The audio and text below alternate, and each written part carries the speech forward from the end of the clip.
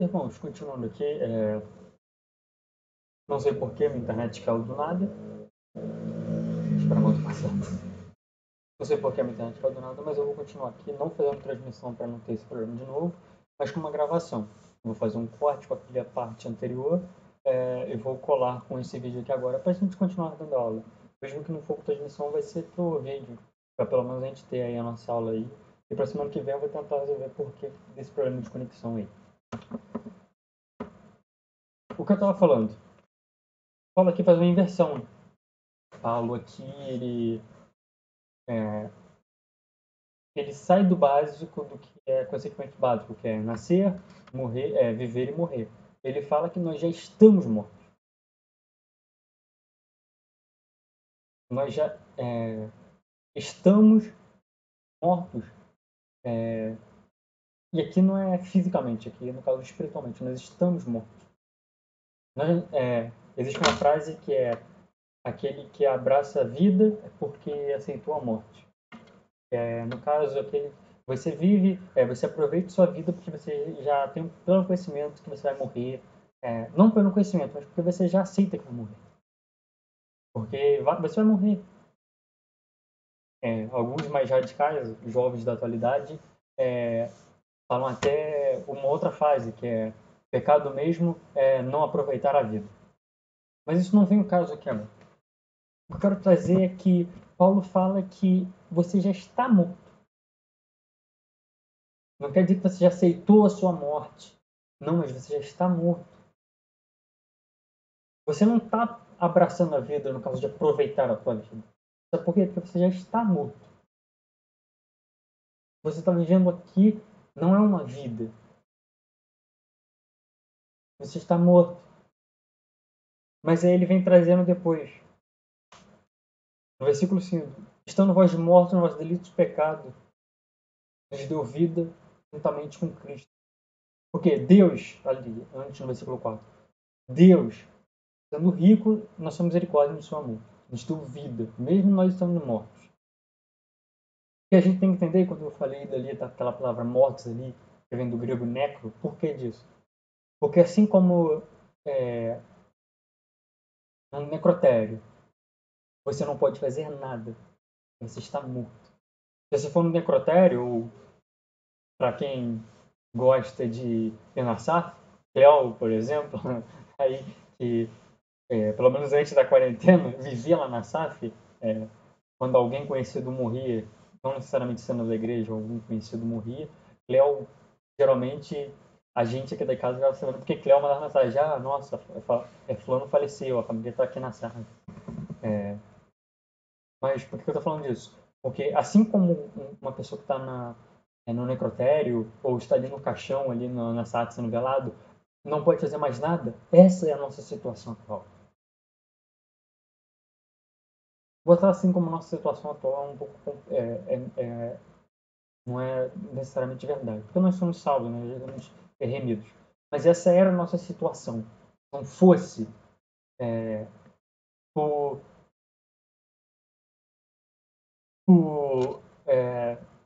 algum elemento, eu estudei muito programação e plantas de fábrica, a gente fala disso de um elemento, de algum elemento para fazer a mudança. E esse elemento para fazer a mudança desse nosso estado de morto foi Deus. Como eu disse ali no começo, o que alguns pregadores falam ali, pregam no versículo 1, que eu não abordei diretamente na nossa aula, mas é que Deus planejou, Jesus executou, e o Espírito ele selou essa salvação de nós. Deus planejou que nós fomos salvos. Jesus ali executou essa salvação na cruz. O Espírito Santo veio para selar que nós somos salvos, que nós somos igreja de Deus. E a gente pode ver isso em 4 ou 5. Mas Deus, sendo rico em misericórdia, por causa do grande amor com que nos amou, estando nós mortos em nossos delitos, e estando nós mortos em nossos delitos, nos deu vida juntamente com Cristo. Como eu disse no começo, Paulo começa com ele vos deu vida, estando vós mortos. Estamos falando ali para o povo gentil ali. Mas quando Paulo vai falar aqui sobre como Deus fez, ele já não fala só sobre os gentios. Ele bota ali, ó, por causa do grande amor que Deus nos amou. E estando nós mortos em nossos delitos, nos deu vida juntamente com Cristo. O que Paulo está fazendo ali? Ele não está somente se incluindo, mas incluindo todo mundo ali, seja gentil ou judeu. E Deus não amou somente os judeus ali, por isso Jesus teve que morrer para os judeus. Não, Jesus morreu ali para todos, tanto para judeus quanto para gentios. Acho que eu falei judeus ali anteriormente, mas eu quis dizer gentios. É para isso que Jesus morreu. Mas a gente não pode cometer um erro. É um erro que acontece muito nos dias de hoje. De ficar somente nesses 2 versículos aqui. Não nesses 2 versículos. Ficar no versículo de 1 ao 5. Por quê? Acontece que nos dias de hoje, e para quem gosta de acompanhar, como que eu posso explicar? Para quem gosta de acompanhar outros tipos de denominação, outros tipos de pregadores, de igrejas variadas, vai saber o que eu estou querendo dizer aqui. Existe hoje nos nossos meios, e isso se intensificou, já existia há muito tempo antes, tá, irmãos? E eu já queria falar isso já há um tempo já, mas eu nunca achei uma oportunidade para falar disso. Existe nos nossos tempos de hoje, isso já tem uns 4, 5 anos, que é chamado de teologia do coaching. E se intensificou muito nessa quarentena. Eu vou falar por quê. Na teologia, para quem não sabe o que é coaching, coach é quando uma pessoa, né, geralmente um psicólogo ou alguém especificado em psicologia entra em contato, dependendo da área, né, do coach, entra em contato com a empresa. Quando eu trabalhava no meu último emprego, a gente já teve um coach, né? A gente já teve uma pessoa ali fazendo coaching com a gente. E a experiência é mais ou menos assim, que eu posso falar, porque eu já tive isso. A empresa vai lá, contrata uma pessoa especificada, essa pessoa vai lá para tratar tipo, desenvolvimento pessoal, como trabalhar em equipe, essas coisas. Isso é o coaching, isso é uma das coisas que ficou famosa, provavelmente todos os irmãos que estão vendo aí sabem o que é isso. Só que isso foi implementado nas igrejas. E eu não sei se foi um presbiteriano ou um batista, não lembro direito de qual denominação escreveu um artigo e denominou isso como teologia do coaching, que é você pregar para as pessoas, visando o bem-estar dessas pessoas, como se fosse um desenvolvimento pessoal da pessoa, tendo a Bíblia assim como base. E até aí nada demais, né? Ter um desenvolvimento pessoal, você se desenvolver pessoalmente tendo base da Bíblia, até aí nada demais. O problema é quando você tira textos do contexto para tentar saciar, massagear a pessoa. Por exemplo, o que a gente consegue ver, e por isso que eu tô falando, por isso que eu falo que se intensificou na quarentena, é que muitas pessoas ficaram deprimidas, muitas pessoas com a exclusão começaram a se sentir mais solitárias e começaram a ficar mentalmente fracas, por assim dizer. E aí é por isso que a teologia do fogo é perigosa.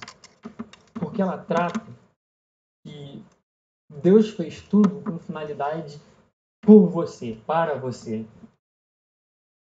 Tudo que Deus fez foi por amor a você. Por isso que eu falei que é complicado. Por isso que é complicado terminar aqui o Efésios e falar da salvação pela graça e acabar aqui no capítulo 5, falar que foi por amor, por sua misericórdia. Sim, foi por amor e por misericórdia. Mas a finalidade não é por amor e por misericórdia a você. Existe aquele famoso versículo que é: Jesus amou o mundo de tal maneira que deu seu filho gênito para que todo aquele que nele crê não pereça, mas tenha vida eterna. Sim, Deus amou o mundo de tal maneira e ele deu seu filho para isso. Mas com que finalidade ele fez isso? Foi apenas porque ele nos amou? Porque, como a gente falou, a gente estava morto. Deus não deixou de ser Deus por causa disso. Ele continuou sendo quem ele é. Então, com que finalidade? Foi só porque ele nos amou? Não. E a gente vê isso a partir do versículo 6. Juntamente com ele nos ressuscitou e nos fez assentar nos lugares celestiais em Cristo Jesus, para mostrar aí a finalidade. No século vindouro, a suprema riqueza da sua glória em bondade para conosco, em Cristo Jesus. E não é só aqui que ele fala. Lá no começo a gente consegue ver. Capítulo 1, versículo, versículo 5. Nos predestinou para ele, para a adoção de filhos, por meio de Jesus Cristo, segundo a beneplácito da sua vontade. Nós temos que ter cuidado, irmãos. Isso eu falo nos dias de hoje, principalmente. E é por isso que essa carta também serve para nós. Naquela época tinha muitas pessoas peregrinando para aquela região. Como eu falei, a deusa Diana era a deusa ali, se fôssemos trazer para o dia de hoje, né? Uma situação que nós temos no dia de hoje seria a padroeira ali daquela região da Ásia Menor. Não só de Efésios, mas também de todas as cidades ali circunvizinhas. Então tinha muito choque cultural, como eu disse na segunda aula, se não me engano. Tinha choque cultural aí. E hoje em dia não é muito diferente no nosso Brasil. Por sermos um Estado laico, um Estado que não tem uma religião definitiva, muitas religiões surgem e muitas pessoas vêm trazendo várias coisas, várias interpretações da Bíblia e falando que o que eles estão falando é o certo e o correto, mas muitas vezes não está no conceito do que a Bíblia é.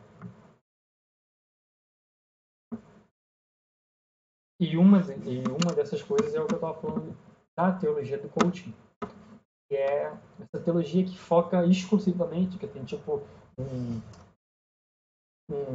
tunnel vision, visão de túnel. Esquece todo o resto e só foca para aquilo. Entendeu?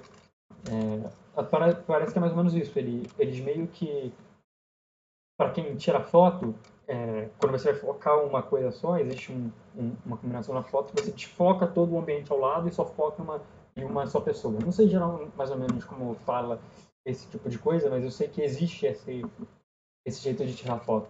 Mais ou menos algumas teologias, não exclusivamente a do coaching, só estou citando porque é uma das que está mais famosas atualmente. Mas muitas das teologias fazem o quê? Desfoca todo o resto da Bíblia para focar em apenas uma coisa. Focar no amor de Deus. Ou os judeus, por exemplo, podemos botar assim, focava nos 10 mandamentos, mas esquecia que os profetas falavam que ia vir aquele que ia cumprir. Tanto que Jesus veio aqui e na cruz ali, que a gente vai ver aqui mais para baixo, ele ali aboliu a lei. Ele cumpriu a lei, ele morreu ali. Por quê? Por que a lei ali foi abolida? Porque a lei impedia os gentios estarem com eles. Mas isso a gente vai ver ali daqui a pouco, que não me pressão.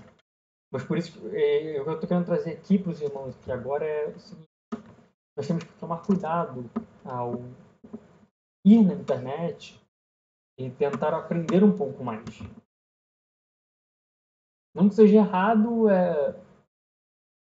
não que seja pecado, posso botar assim, ouvir certas pregações de outras teologias.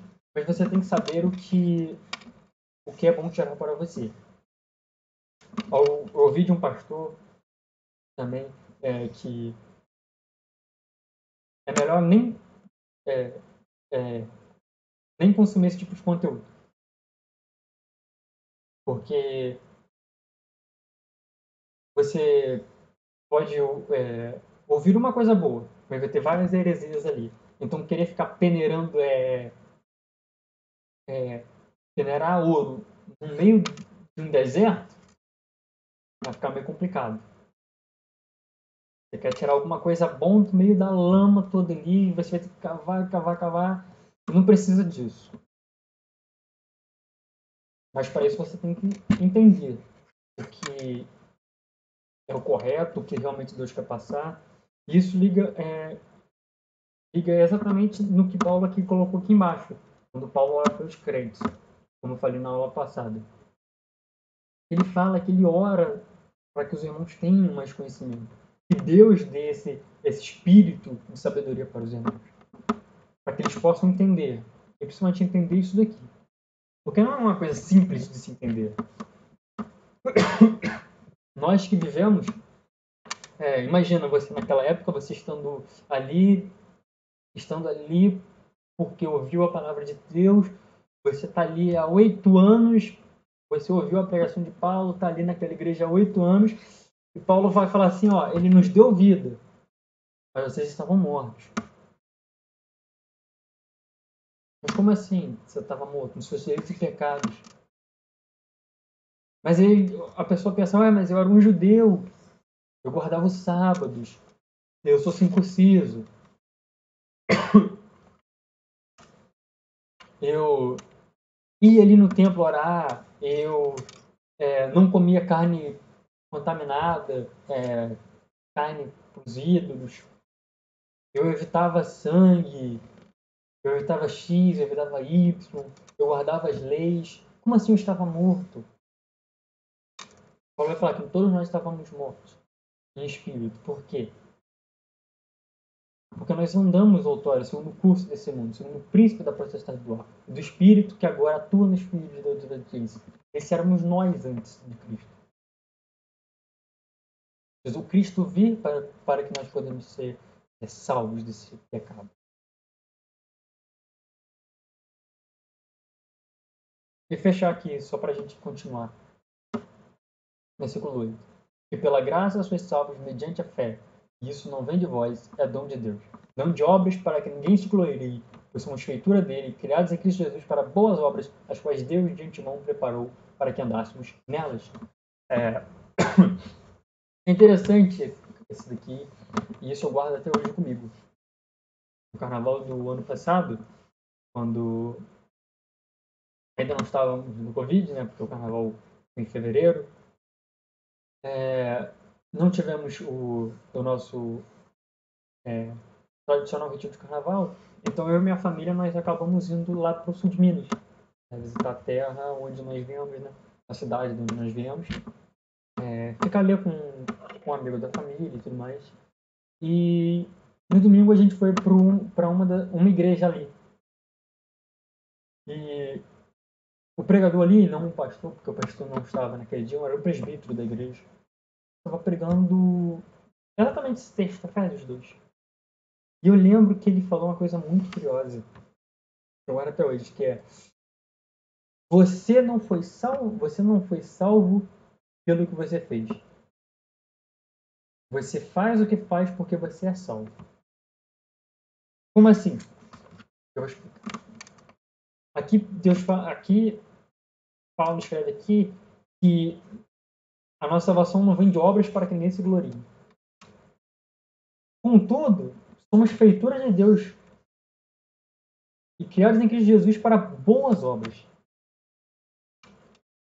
E é aqui que a gente sabe quando a gente é realmente salvo. Por quê? Porque nós fazemos boas obras. Aquele que tem verdadeiramente o Espírito de Deus, aquele que realmente é selado, aquele realmente que é salvo por Deus, ele faz boas obras. Por que ele faz boas obras? Para ser salvo? Não. Ele faz boas obras porque ele é salvo.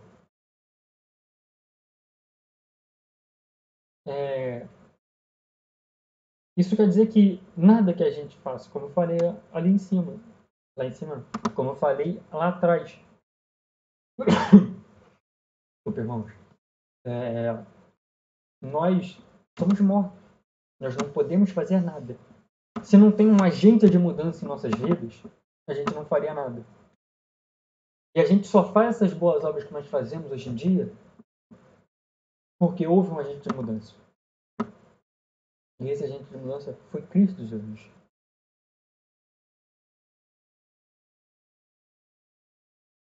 Versículo 11 agora, irmãos.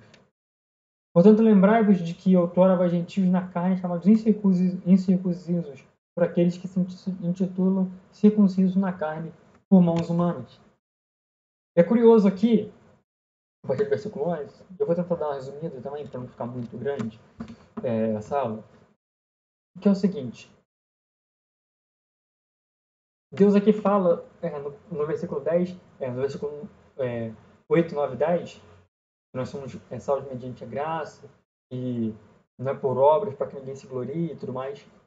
E aqui é engraçado que no versículo 11 ele já entra falando com os judeus.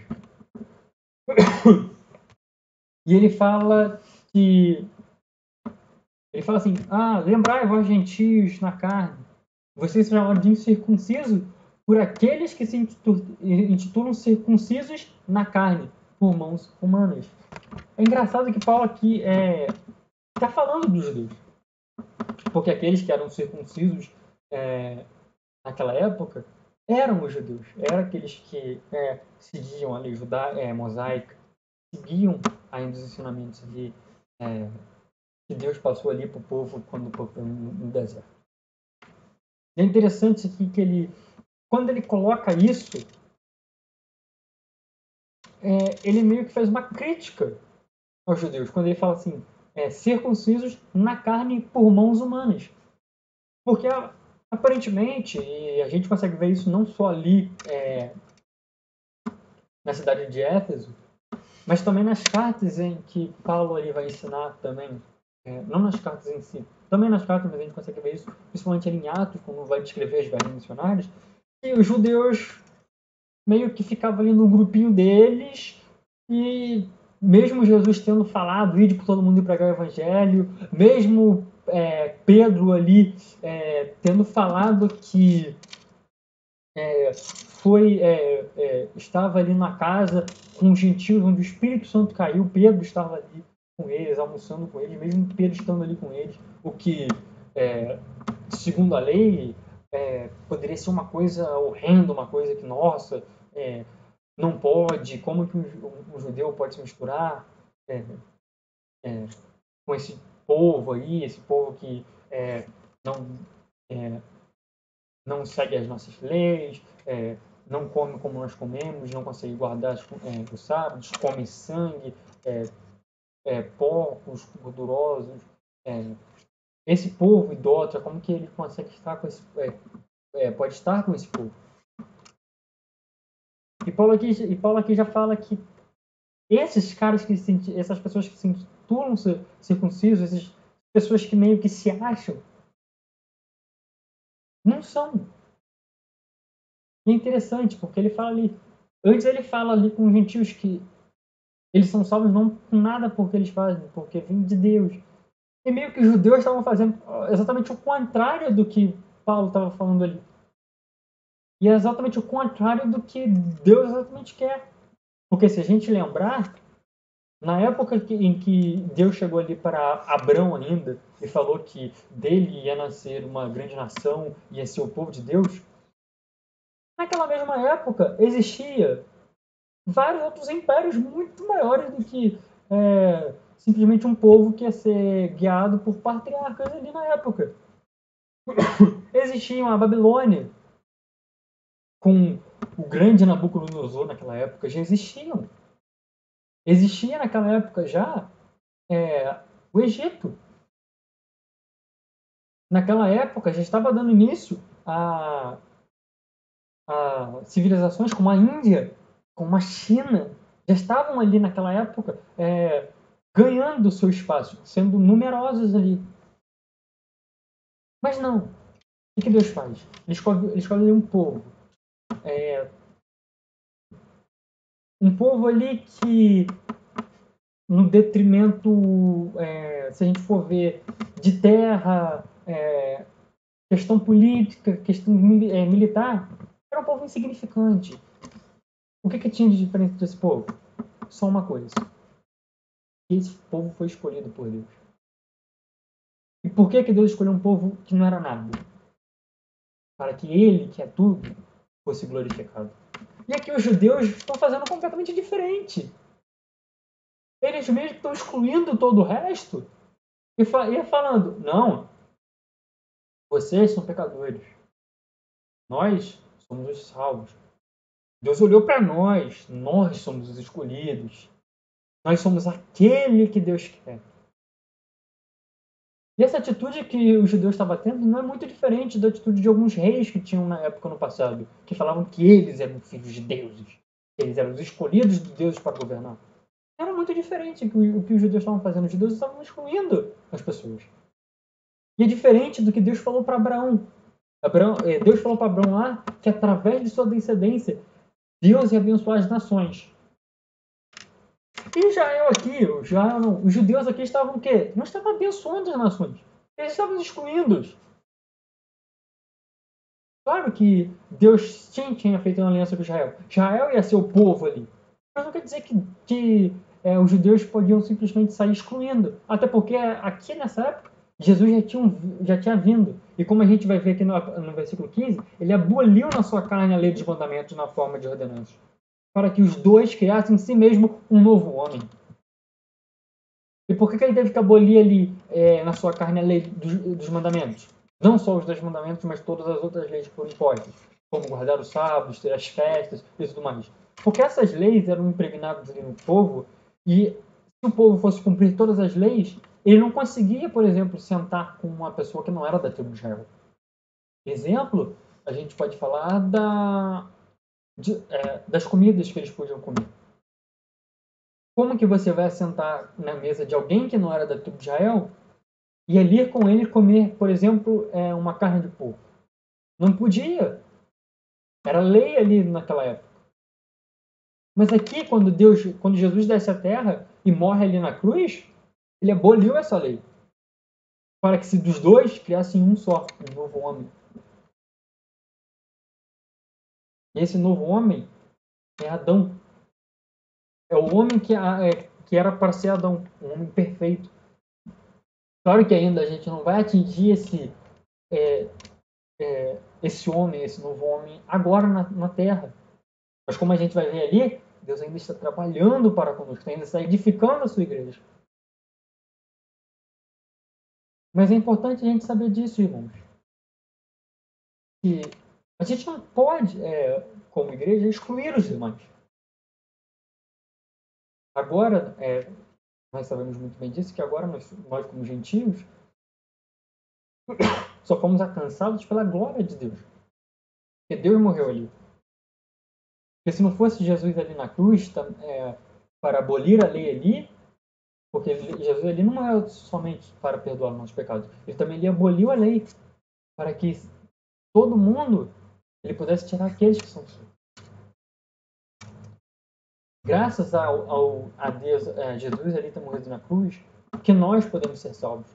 E não é só porque ele perdoou nossos pecados, é também porque ali ele pegou o seu povo físico e transformou em um povo espiritual. Ele nos trouxe junto para com ele. Ele nos trouxe de herança. Ele nos incluiu ali quando ele morreu na cruz. A promessa que ele fez com Abraão, ele inclui também os gentios. Por quê? Porque a lei ali foi abolida. Agora, o que nós temos que fazer é seguirmos os passos de Cristo. Claro, muita gente muitas religiões, muitas pessoas atualmente vão falar, vamos excluir então o Antigo Testamento todo e só vamos viver o Novo Testamento, só viver o amor e a graça de Deus. Não é isso. A gente ainda olha para o Antigo Testamento com todo o respeito e e toda a sabedoria que ele nos traz ainda. Porque tem muita coisa que nós aprendemos ainda. Claro que as leis não se aplicam às mesmas, e para quem está acompanhando aí o estudo do pastor, nas quinta-feira, acho que se não me engano umas 3 ou 4 semanas, o pastor falou disso, quando quando Jesus estava falando com seus discípulos e falava da lei, ele falava assim, vocês ouvistem, mas agora eu digo, porque ali Deus não estava excluindo a lei, ele estava expandindo a lei para que dando um update na lei para que pudesse ser abrangido não somente para aqueles judeus, que na época estavam tentando dar um jeitinho de cabular a lei, mas também agora para os gentios também. E aqui ele meio que faz isso também, ele meio que expande a sua graça, a sua salvação. Ele expande não somente agora para os judeus, mas também para os gentios. Ele fala que 16, ele reconciliou ambos em um só corpo com Deus, por intermédio da cruz, destruindo por ela a inimizade. Se nós somos,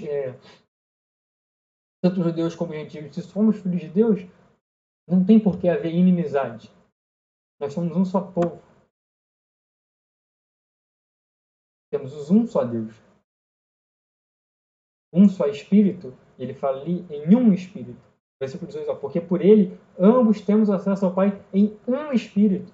Somente há um caminho. Então não tem por que separarmos a religião em duas. Uma religião para os judeus e uma religião para os gentios. Não. É um só caminho. É um só Deus, então é um só corpo. Isso também a gente consegue trazer para os nossos dias.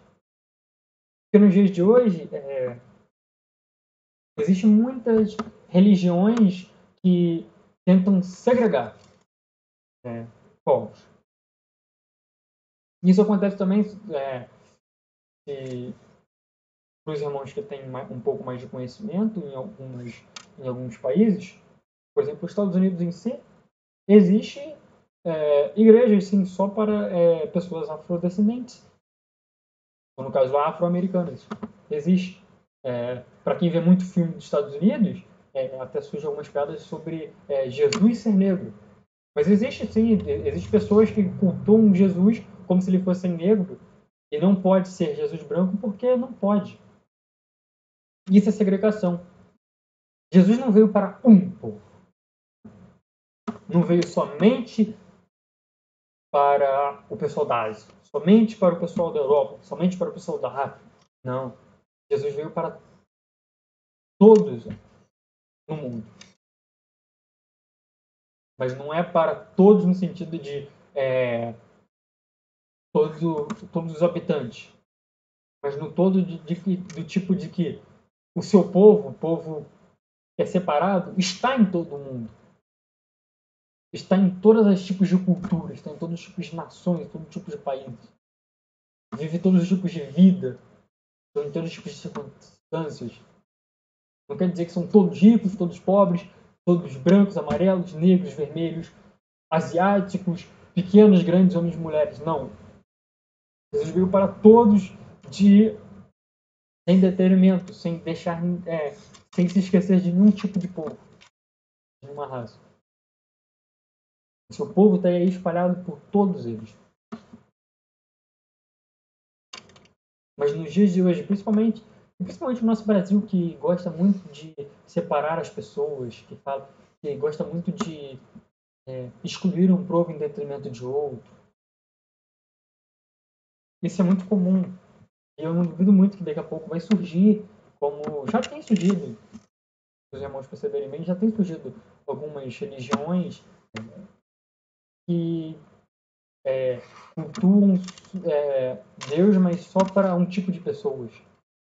Existe até, eu ouvi aí também na internet, algumas pregações também, de alguns até pastores presbiterianos e batistas criticando que existem alguns pastores que falam que a Bíblia é só para aqueles que são pobres, porque só aqueles que são pobres sabem realmente o que é sofrer, sabem o que realmente é uma vida sofrida e a palavra de Deus é uma palavra para esses tipos de pessoas que vivem em circunstâncias ruins. Não é isso. Isso é tentar reduzir a palavra de Deus para um só povo. E aqui não. Se é só um Deus, se é só um Espírito, se é um só caminho, então tem que ser um só corpo. Não tem como uma igreja excluir algum tipo de pessoa só por causa da sua raça, só por causa do seu sexo, só por causa da sua idade. Não tem porquê. Nós somos um só corpo em Cristo Jesus. Versículo 19. Assim, já não sois estrangeiros e peregrinos, mas como cidadãos dos santos, e sois família de Deus. E aqui Paulo não está falando somente para os judeus, está falando para os gentios. Vocês não são mais estrangeiros, não são peregrinos. Por que disso de estrangeiros e peregrinos? E é interessante. Porque a palavra ali na Ásia Menor foi pregada através de peregrinação, de pessoas circulando. As pessoas vinham circulando e iam escutando. Os peregrinos iam escutando e iam pregando por aí também. Muito provavelmente os judeus naquela época meio que, vocês são estrangeiros. Vocês só estão peregrinando por aqui. Nós somos Israel. Aqui não, aqui Paulo já fala, por causa da cruz, foi abolido tudo. Vocês são reconhecidos. Ambos são só um corpo de Deus. Vocês não são os mais estrangeiros. Vocês não são mais peregrinos. Vocês são família de Deus. Vocês são edificados sobre o fundamento dos apóstolos e profetas, sendo Ele mesmo, Cristo Jesus, a pedra angular, no qual todo edifício bem ajustado cresce para santuário dedicado ao Senhor, no qual também vós juntamente estáis sendo edificados para a habitação de Deus no Espírito. Irmãos, nós somos um só. Um só povo, um só propósito. E nós estamos sendo edificados. E ali, diz ali sobre o fundamento dos apóstolos, a qual Cristo é a pedra angular. Nós estamos sendo edificados. O que isso quer dizer? Lembra quando eu falei ali em cima que Deus aboliu ali a carne para que os dois criassem em si mesmo um novo homem, fazendo a paz, reconciliando ambos ali, um só corpo com Deus, destruiu ali a inimizade, evangelizou ali a paz e aquele que estava longe e também para aqueles que estavam perto. Todo mundo ali tem acesso ao Pai em espírito, seja judeu, seja gentio, porque a graça de Deus foi para com ambos, tanto para judeus como para gentios. E essa graça foi derramada ali na cruz. Ele morreu a nossa morte, para vivermos a sua vida. A gente canta em Suzana, ele morreu a nossa morte para que vivermos a sua vida. Para nós vivermos. Não eu como um indivíduo, não você como indivíduo, mas nós como uma unidade. Fomos feitos ali, corpo. Fomos feitos ali, família. E somos aqui, edificados. De Cristo é a pedra angular, a qual todo edifício bem ajustado cresce para santuário dedicado ao Senhor. Com qual propósito? No qual também vós juntamente estão sendo edificados para a habitação de Deus no Espírito. Nós todos estamos sendo edificados para sermos morada ali, para sermos morados do Senhor. Somos edificados para ele, para sermos morada do Senhor. Mas para qual propósito? E ali é o que eu volto ali no versículo 10. Pois somos feitura deles, criado em Cristo Jesus para boas obras, as quais Deus de antemão preparou para que andássemos nelas. Por que disso? Você me pergunta. A gente volta para o versículo 5. nos predestinou para Ele, para a adoção de filhos por meio de Jesus Cristo, segundo o beneplácito da sua vontade. Versículo 6. Para o louvor da glória de sua graça, que Ele nos concedeu gratuitamente no amado. É para isso que Deus fez nós como um só corpo. Nós não podemos, temos inimizade entre nós. Nós somos um só. Por quê? Porque quando nós nos unimos, quando nós somos um só, e como um só nós fazemos nossas boas obras, e como um só nós adoramos ali, o que nós estamos fazendo? Nós estamos mostrando para todo mundo o quão glorioso é o nosso Deus. Eu ouvi essa semana, para fechar aqui, eu ouvi essa semana uma situação um tanto interessante. Eu achei um tanto interessante. Eu nunca tinha visto uma situação do tipo. Que é... Alguém tinha perguntado a um pastor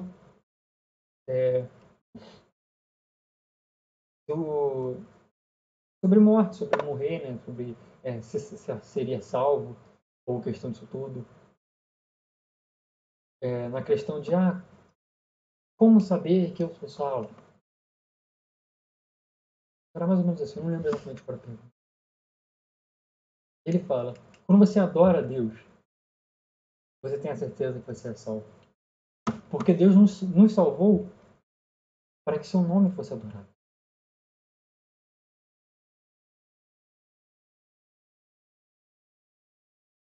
A finalidade é que seu nome fosse adorado. O mais importante da salvação, da morte de Jesus Cristo ali, e da nossa salvação, é que Jesus pode ser adorado por nós. Nós pecarmos sem a nossa pecaminosidade do nosso coração. A gente consegue adorar a Deus ali com o coração puro, com o coração vivificado, não com o coração pecaminoso. A gente pode adorar a Deus. A gente é salvo ali, ele falou ali, o pastor ali falou ali, a citação que o pastor falou, a gente é salvo ali como se fosse um bônus. Porque a função não é tipo só salvar porque salvou. Não. A gente é salvo para mostrar o quão grande é o nosso Deus. Nossa função é adorar a Deus. E a gente sabe que nós somos salvos porque nós adoramos a Deus. Em espírito e em verdade.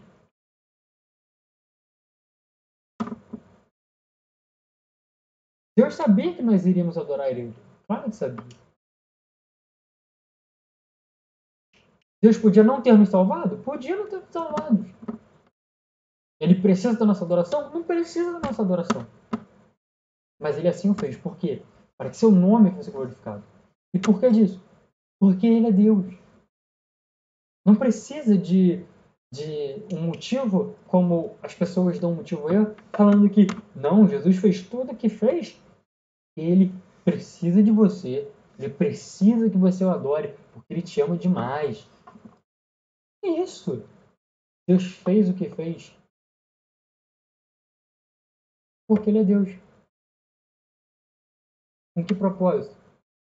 Com o propósito dele ser adorado. Eu não sei agora exatamente onde está o versículo. Eu queria fechar exatamente isso. Versículo 8, se não me engano. Não, versículo 7. Para mostrar, para quê? Que ele nos salvou. Para mostrar no século vindouro a suprema riqueza da sua graça em bondade para conosco em Cristo Jesus. Foi para isso que ele nos salvou. Foi para isso que ali na cruz, quando ele morreu, ele aboliu a lei e deixou adentrar ali no seu povo os gentios também. Por isso que ele fez ali, e por isso que ele também ali, quando ele estava ali para decidir quem resgatar desses delitos e pecados, ele decidiu também resgatar aqueles que eram fora do povo de Israel. Por quê? Para que isso?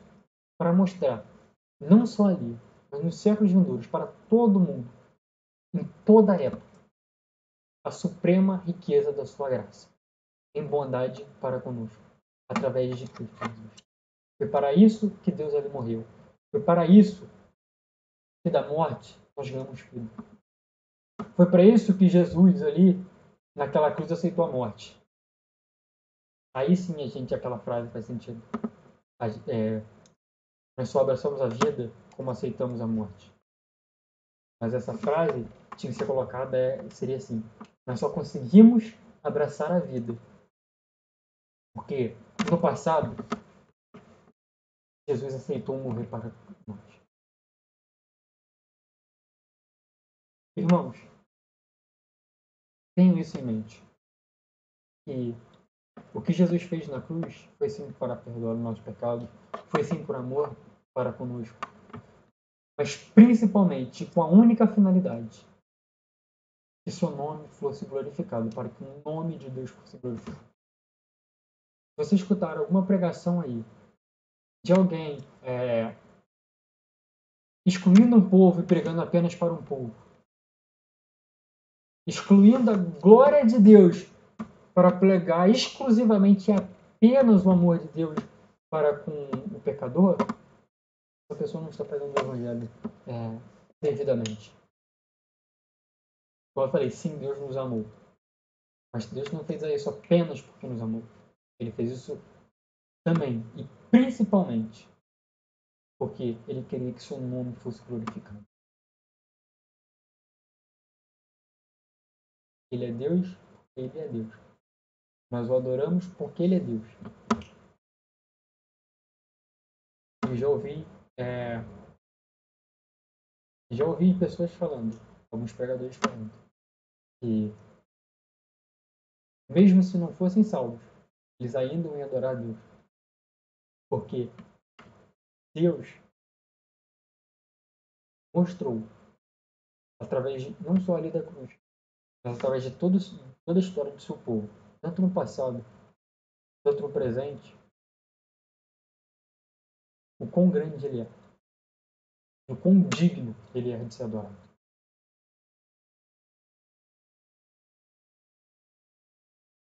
Fiquem com esse estudo aí, irmãos. Fiquem com essa palavra. E saibam que Deus amou sim vocês, mas Ele também fez isso para que seu nome fosse adorado. E cabe a nós, como filho deles, adorar. Adorar, adorar e adorar e somente adorar. Porque se não fosse por Ele, nós estaríamos mortos. Igual uma pessoa esticada ali no necrotério ou ali sendo velado. Se não fosse por Ele, nós nunca teríamos a vontade de adorar. Nós não teríamos a vontade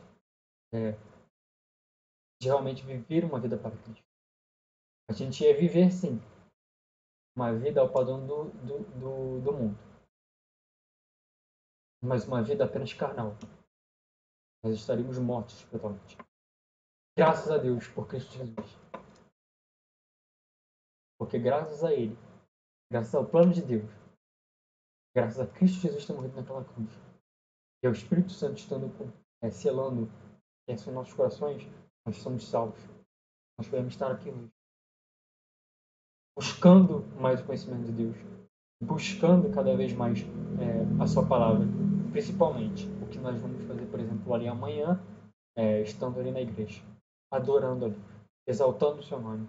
Ele é o único digno de receber toda a honra, toda a glória e todo o louvor pelos séculos dos séculos. Essa é a nossa estudo de hoje. Espero que eu tenha sido muito claro. Novamente, desculpa por a internet ter caído e ter gravando esse vídeo. Mas, como eu falei, eu vou gravar esse vídeo porque eu entendo que não é a internet que vai fazer a palavra parar de ser dada. Na semana que vem, vamos entrar no capítulo 3, a vocação dos gentios e o apostolado de Paulo, e também Paulo ora novamente, e a gente vai falar aí um pouco mais sobre essa trajetória ali do Paulo reafirmando ali que veio assim de Deus, que ele é assim um apóstolo ali de Deus, e Paulo vai orar novamente para que os irmãos busquem cada vez mais sabedoria. Mas isso fica para uma próxima aula. Na semana que vem voltaremos, se Deus quiser, com a nossa live e não um vídeo gravado. E fique com Deus, irmãos, e até amanhã para que nós possamos estar juntos adorando a Deus. Até amanhã, irmãos.